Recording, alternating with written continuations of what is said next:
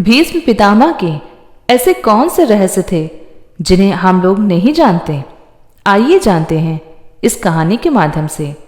कुरु के वंश में आगे चलकर राजा प्रतीप हुए, जिनके दूसरे पुत्र थे शांतनु। शांतनु का बड़ा भाई बचपन में ही शांत हो गया था। शांतनु की गंगा से देवव्रत यानी कि भीष्म हुए। भीष्म ने ब्रह्मचर्य की प्रतिज्ञा ली, इसलिए यह वंश आगे नहीं चल सका। भीष्म अंतिम कौरव थे। यह वह काल था जब देवी और देवता धरती पर विचरण किया करते थे। किसी खास मंत्र द्वारा उनका आह्वान करने पर वे प्रकट हो जाया करते थे। देवताओं में इंद्र, वरुण, अश्विन कुमार, 12 आदित्यगण, श्रद्धा, शची, कश्यप, विश्वकर्मा, शुक्राचार्य आदि इन्हीं देवताओं के कुल में से एक मां गंगा भी हैं। गंगा ने क्यों किया शांतनु से विवाह? आइए जानते हैं। पुत्र की कामना से शांतनु के पिता महाराजा प्रतीप गंगा के किनारे तपस्या कर रहे थे। उनके तप, रूप और सौंदर्य पर मोहित होकर गंगा उनकी दाहिनी जंघा पर आकर बैठ गईं और कहने लगी, राजन, मैं आपसे विवाह करना चाहती हूँ। मैं जनु ऋषि की पुत्री गंगा हूँ। इस पर राजा प्रतीप ने कहा, गंगे, तुम मेरी दाहिनी जंघा पर बैठी हो, जबकि पत्नी को तो वामांगी होना चाहिए। दाहिनी जंघा तो पुत्र का प्रतीक है, अतः मैं तुम्हें अपने पुत्र वधू के रूप में स्वीकार कर सकता हूँ। यह सुनकर गंगा वहां से चली गई। जब महाराज प्रतीप को पुत्र की प्राप्ति हुई तो उन्होंने उसका नाम शांतनु रखा और इसी शांतनु से गंगा का विवाह हुआ। गंगा से उन्हें 8 पुत्र मिले, जिसमें से 7 को गंगा नदी में बहा दिया गया और 8वें पुत्र को पाला पोसा गया। उनके 8वें पुत्र का नाम देवव्रत था। यह देवव्रत ही आगे चलकर भीष्म कहलाए। शांतनु ने अपने पिता प्रतीप की आज्ञा से गंगा के पास जाकर उनसे विवाह करने के लिए निवेदन किया। गंगा तो शांतनु के पिता पर आसक्त हुई थी। तब गंगा ने कहा, राजन, मैं आपके साथ विवाह करने के लिए तैयार हूँ, लेकिन आपको वचन देना होगा कि आप मेरे किसी भी कार्य में हस्तक्षेप नहीं करेंगे। शांतनु ने गंगा को वचन देकर विवाह कर लिया। गंगा के गर्भ से महाराज शांतनु को 8 पुत्र हुए, जिनमें से 7 को गंगा ने गंगा नदी में ले जाकर बहा दिया। वचन के बंधे होने के कारण शांतनु कुछ नहीं बोल पाए। जब गंगा का 8वां पुत्र हुआ और वह उसे भी नदी में बहाने के लिए ले जाने लगी, तो राजा शांतनु से रहा नहीं गया और उन्होंने इस कार्य को करने से गंगा को रोक दिया। गंगा ने कहा, राजन, आपने अपनी प्रतिज्ञा भंग कर दी है, इसलिए अब मैं आपके पास नहीं रह सकती। इतना कहकर गंगा वहां से अंतर्ध्यान हो गई। महाराजा शांतनु ने अपने उस पुत्र को पाला पोसा और उसका नाम देवव्रत रखा। देवव्रत के किशोरावस्था में होने पर उसे हस्तिनापुर का युवराज घोषित कर दिया। यही देवव्रत आगे चलकर भीष्म कहलाए। एक बार द्यू नामक वसु ने वशिष्ठ ऋषि की कामधेनु का हरण कर लिया। इससे वशिष्ठ ऋषि ने द्यू से कहा कि ऐसा काम तो मनुष्य करते हैं, इसलिए तुम 8 वसु मनुष्य हो जाओ। यह सुनकर वसुओं ने घबराकर वशिष्ठ जी की प्रार्थना की, तो उन्होंने कहा कि अन्य वसु तो वर्ष से का अंत होने पर मेरे श्राप से छुटकारा पा जाएंगे, लेकिन इस द्यू को अपनी करनी का फल भोगने के लिए एक जन्म तक मनुष्य बनकर पीड़ा भोगना होगा। यह सुनकर वसुओं ने गंगा जी के पास जाकर उन्हें वशिष्ठ जी के श्राप को विस्तार से बताया और यह प्रार्थना की कि आप मृत्युलोक में अवतार लेकर हमें गर्भ में धारण करें और जो ही हम जन्म लें हमें पानी में डुबो दें। इस तरह हम जल्दी से सभी मुक्त हो जाएंगे। गंगा माता ने स्वीकार कर लिया और वे युक्ति पूर्वक शांतनु राजा की पत्नी बन गईं और शांतनु से वचन भी ले लिया।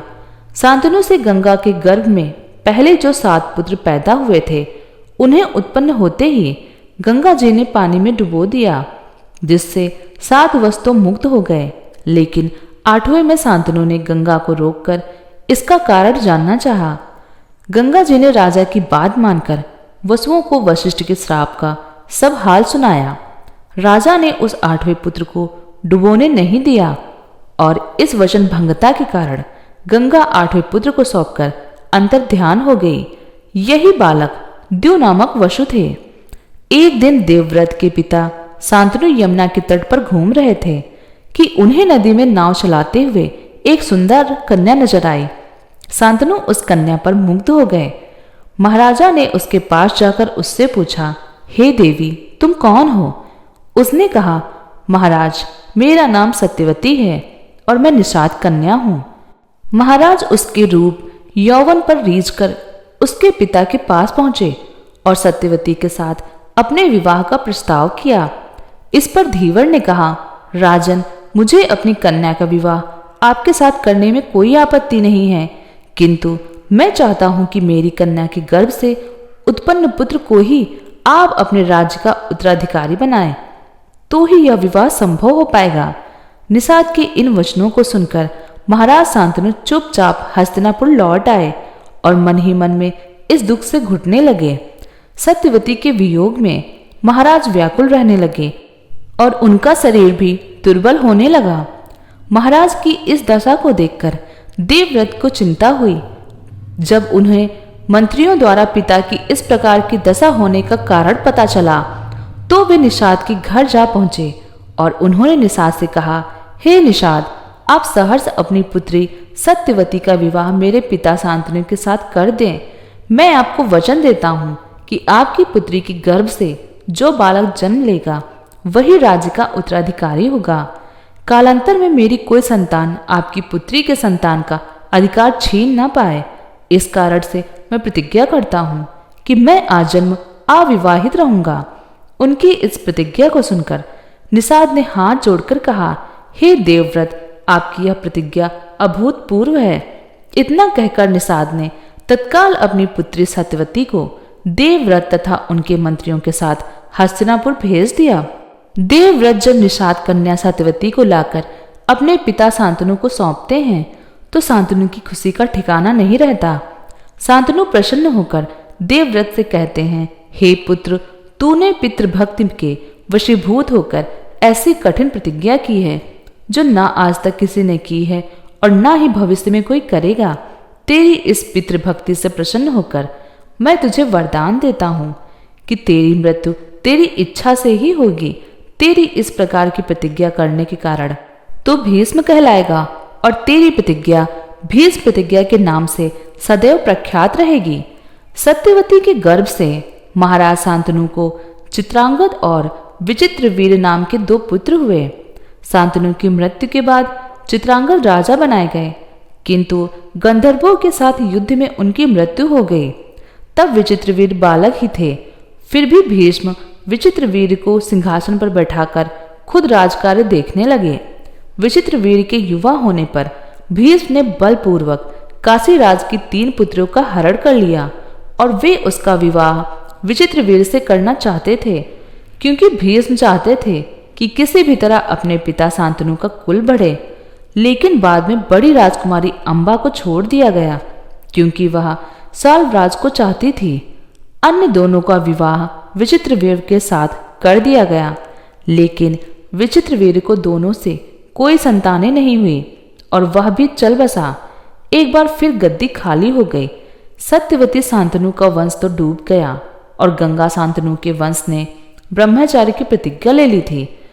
अब हस्तिनापुर की राजगद्दी फिर से खाली हो गई। परशुराम से युद्ध। विचित्रवीर के युवा होने पर उनके विवाह के लिए भीष्म ने काशीराज की 3 कन्याओं का बलपूर्वक हरण किया था, जिसमें से एक को साल्वराज पर अनुरक्त होने के कारण छोड़ दिया गया। लेकिन साल्वराज के पास जाने के बाद अंबा को साल्वराज ने स्वीकार करने से मना कर दिया। अंबा के लिए यह दुखदायी स्थिति हो चली। अंबा ने अपनी इस दुर्दशा का कारण भीष्म को समझकर उनकी शिकायत परशुराम जी से की। परशुराम जी ने अन्याय के खिलाफ लड़ने को ठानी। परशुराम जी ने भीष्म से कहा कि तुमने अंबा का बलपूर्वक अपहरण किया है, अतः अब तुम्हें इससे विवाह करना होगा, अन्यथा मुझसे युद्ध करने के लिए तैयार हो जाओ। भीष्म और परशुराम जी का 21 दिनों तक भयंकर युद्ध हुआ। अंत में ऋषियों ने परशुराम को सारी व्यथा कथा सुनाई और भीष्म की स्थिति से भी उनको अवगत कराया। तब कहीं परशुराम जी ने ही युद्ध विराम किया। इस तरह भीष्म द्वारा लिए गए ब्रह्मचर्य के प्रण पर वे अटल रहे। दोस्तों, अगर आपको यह जानकारी पसंद आई हो तो हमारी वीडियो को लाइक करें और हमारे चैनल को सब्सक्राइब करें। धन्यवाद। जय श्री कृष्ण।